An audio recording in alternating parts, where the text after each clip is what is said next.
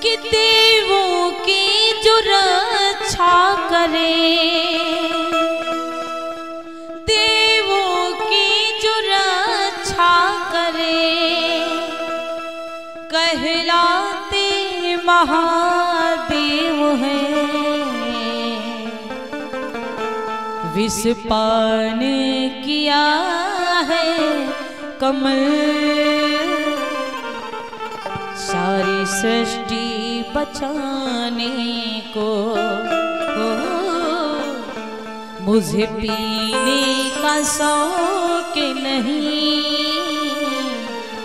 पीता हूँ जग बचाने को। जो सबकी रक्षा करते हैं वो महादेव कहलाते हैं। देवताओं की जो रक्षा करते हैं, महादेव से देवताओं ने विनती किया, भगवान बड़े प्रसन्न हैं। भोलेनाथ जी ने कहा मैं विवाह नहीं करूंगा। आप सब जानते हो कि विवाह करने के बाद कितनी तकलीफें उठानी पड़ती हैं। बच्चों को देखो, पत्नी को देखो, दुनियादारी, उसी में बीत जाता है पूरा जीवन।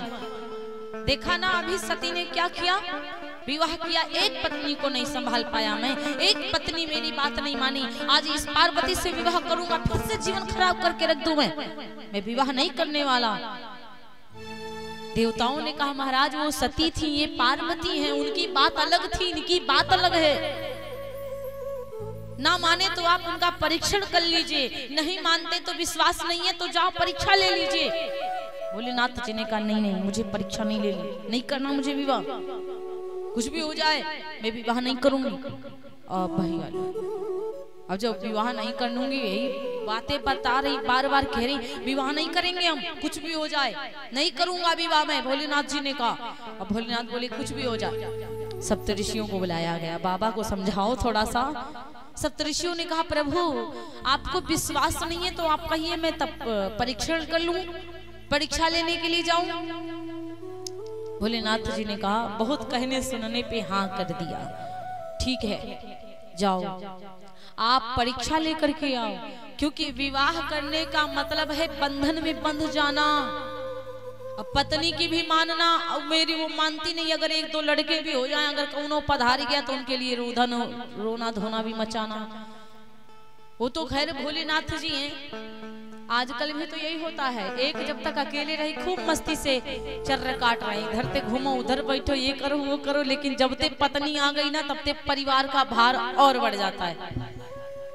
तब ते पत्नी को देखो, बच्चे हो गए, फिर उनकी फीस जमा करो, फोन आ रहा है, यहाँ फीस नहीं जमा है, टीचर फोन कर रहे हैं, और बच्चे शैतानी कर दें तो फोन आ रहा है, बड़ी आफत है महाराज।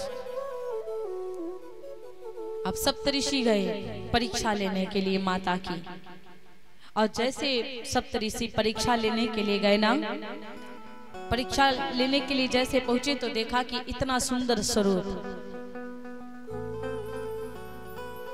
इतना सुंदर स्वरूप है माता जी का, इतना कोमल और इतना दिखने में इतना चमक रहा है, इतना तेज मैया के चेहरे पे है, इतना चमक रहा है कि महाराज देखा, ऋषि ने देखा, ऋषि गौरी देखी तह कैसी, मूरति मंद तपस्या जैसी। ऋषियों ने देखा मूरति मंद तपस्या जैसी। जब पार्वती जी को देखा, इतनी भोली भाली, इतनी प्यारी, जो बिचारी तपस्या कर रही हैं, चेहरा पूरा लाल हो गया, भूख से बिल्कुल शरीर ऐसा लगता बड़ा, फिर भी इतना कोमल, इतना प्यारा, इतना सुंदर। सप्तऋषि गए, देवी से कहा बेटी अरे तुम अवघड़ फक्कड़ जिनके माता पिता भी नहीं है, शमशान घाट की भभूत लगाने वाले, अरे आप उनसे विवाह करोगे क्या मिलेगा? अरे इससे अच्छा तो इंद्र, इनसे अच्छे तो इंद्र महाराज हैं जो राजा हैं देवताओं के, कम से कम विवाह ही करना है तो कोई अच्छे से कर लो। और जैसे इतनी बात मैया ने सुना, मैया को बड़ा बुरा लग गया। महाराज आप सब कहिए लेकिन हमारे पति के बारे में कुछ नहीं कहिए, मैंने अपना तन मन धन सब समर्पित कर दिया है, मैं भोलेनाथ के बिना रह नहीं सकती हूँ, मैं तो शिव की पुजारन बनूं।